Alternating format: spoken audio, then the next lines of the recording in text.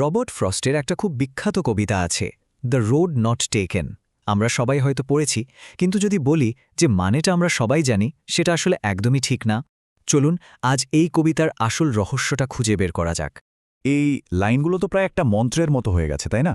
মানে নিজের রাস্তা নিজে তৈরি করা, স্রোতের বিপরীতে যাওয়া, একেবারে যাকে বলে রেবেল স্পিরিট।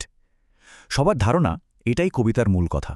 হ্যাঁ, এই জনপ্রিয় ধারণাটা হলো যে কবিতাটা আসলে সেই সব মানুষদের প্রশংসা করছে যারা ইউনিক, যারা কঠিন রাস্তাটা বেছে নেয়। অনেকটা আমেরিকান সেলফ মেড আইডিয়ার মতো, যে নিজে থেকে কিছু করে দেখিয়েছে ভিড় থেকে আলাদা হয়ে। কিন্তু কি হবে যদি বলি ফ্রস্টের উদ্দেশ্যটা মোটেই এটা ছিল না? এখানেই কিন্তু আসল টুইস্ট। কবিতার এই লাইনটা শুনলেই মনে হয়, আরে হ্যাঁ, কবি তো কম পরিচিত রাস্তাটাই নিলেন। কিন্তু ঠিক এর পরেই এমন একটা কথা লেখা আছে যেটা পুরো ধারণাটাকেই নাড়িয়ে দেবে।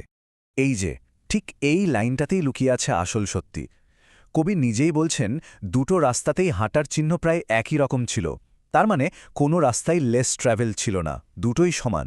তাহলে পার্থক্যটা এলো কোত্থেকে? এটাই হচ্ছে আসল পয়েন্ট।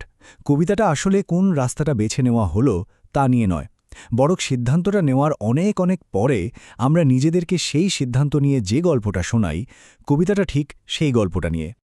আচ্ছা, চলুন এবার একটু পিছিয়ে যাই।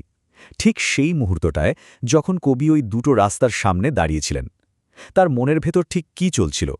কারণ এই অভিজ্ঞতাটা কিন্তু আমাদের সবার। ভাবুন তো, জীবনের বড় বড় সিদ্ধান্তগুলো তো ঠিক এই রকমই, তাই না? মানে একটা রাস্তা বেছে নিলে অন্যটাকে চিরদিনের মতো ছেড়ে দিতে হয়। আর সবচেয়ে বড় ব্যাপার হলো আমরা জানি না কোন রাস্তার শেষে কি আছে। দুটোকেই সমান ভালো বা সমান খারাপ মনে হয়। এই যে অনিশ্চয়তা, এই চাপ, এটাই তো সিদ্ধান্ত নেওয়াটাকে এত কঠিন করে তোলে। কবিতাটার সেটিংটাও কিন্তু খুব ইন্টারেস্টিং। একটা হলুদ বন, মানে হেমন্তকাল। এটা আসলে জীবনের একটা সন্ধিক্ষণের প্রতীক, যখন পুরনো পাতা ঝরে যাচ্ছে, নতুন কিছু শুরু হবে, কিন্তু ভবিষ্যৎটা কেমন হবে তা একেবারেই অনিশ্চিত। আর ঠিক তখনই একটা সিদ্ধান্ত নিতে হচ্ছে। তো সিদ্ধান্তের মুহূর্তটা তো গেল। এবার চলুন ফাস্ট ফরওয়ার্ড করে ভবিষ্যতে যাই। সেই সময়টাতে যখন আমরা আমাদের নেওয়া সিদ্ধান্তগুলোর দিকে ফিরে তাকাই। সাইকোলজিতে একটা দারুণ কনসেপ্ট আছে, ন্যারেটিভ আইডেন্টিটি থিওরি। ব্যাপারটা খুব সহজ।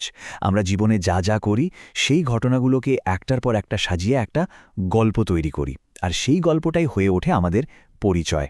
মানে আমরা কে, সেটা নির্ভর করে আমরা নিজেদের নিয়ে কী গল্প বলি তার ওপর। আর ঠিক এই জিনিসটাই কবিতার ভ্রমণকারী করছেন। তিনি কিন্তু বর্তমানে দাঁড়িয়ে ভবিষ্যতের কথা ভাবছেন। তিনি বলছেন, অনেক বছর পর আমি একটা দীর্ঘশ্বাস ফেলে বলবো যে আমি কম পরিচিত রাস্তাটা বেছে নিয়েছিলাম। মানে তিনি এখন থেকে সেই বীরত্বপূর্ণ গল্পটা তৈরি করার প্ল্যান করছেন। এটা এক ধরনের হাইন্ডসাইড বায়াস, বা অতীতের ঘটনাকে নিজের মতো করে সাজিয়ে নেওয়া। আসলে আমরা সবাই কিন্তু এভাবেই জীবনের অর্থ খুঁজে নিই। দেখুন প্রসেসটা কেমন। প্রথমে একটা কঠিন সিদ্ধান্ত আসে, যেখানে দুটো অপশনই প্রায় সমান। তারপর আমরা যে কোনো একটা বেছে নিই, এটা জেনেই যে আর ফেরা যাবে না। এরপর সেই সিদ্ধান্তের ভালো মন্দ ফল নিয়ে আমাদের চলতে হয়। আর একদম শেষে আমরা একটা গল্প তৈরি করি, যেটা দিয়ে প্রমাণ করি যে হ্যাঁ, আমার সিদ্ধান্তটাই ঠিক ছিল। তো আমরা আলোচনার প্রায় শেষ পর্যায়ে চলে এসেছি। এবার ফেরা যাক সেই বিখ্যাত লাইনটায়, and that has made all the difference. আসলে জীবন আমাদের এমন সব সিদ্ধান্ত নিতে বাধ্য করে যার ফলাফল আমরা আগে থেকে জানি না।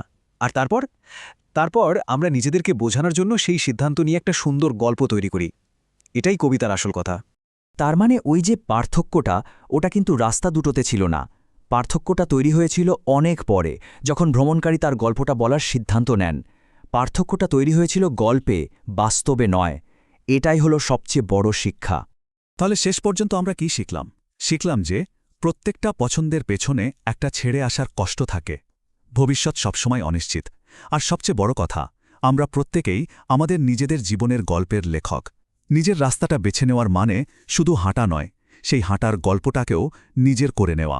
যাওয়ার আগে শুধু একটা প্রশ্ন রেখে যেতে চাই। একবার ভেবে দেখুন তো, আমরা আমাদের নিজেদের জীবনের সিদ্ধান্তগুলো নিয়ে নিজেদেরকে যে গল্পটা শোনাই, সেটা কতটা সত্যি আর কতটা আমাদের মনের মতো করে তৈরি করা।